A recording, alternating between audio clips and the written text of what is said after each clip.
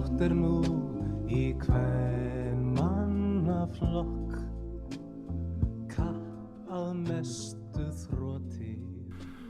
En við fengum hérna til okkar sem sagt Leif Hauksson og Eggert var með okkur, var komið til okkar og var með okkur á bætiflákum, en Sigurjón Sighvats kom á bassan fyrir Magga.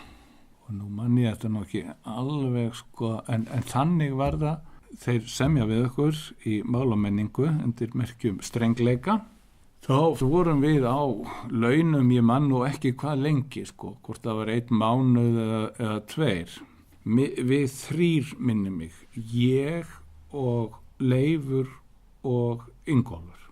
Við eiginlega semjum B-hliðina og saman. Þetta var mikil og mjög skemmtileg og frjó hópvinna. Þannig að við fórum bara eitthvað með gítarinn og sömdum, kom okkur síðan fyrir upp í Skólastræti, fengum þar aðstöðu og æfðum svona útsetningar.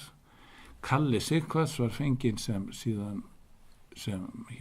pródusent og var með okkur allan tíman og náttúrulega bætti í, og síðan mættum við þannig, og svo var hver með kannski eitthvað að lögum og textum á A-hliðina og svo bara lögðum við í hann upp í hljóðrita, og það Jónas sem tekur upp.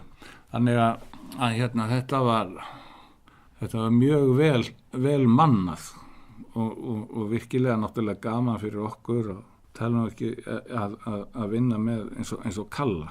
Hann náttúrulega alger, sko, hann var svo mikill meistari, og ég spilaði nú á hljómborð, en hann líka, hann skiptumst á.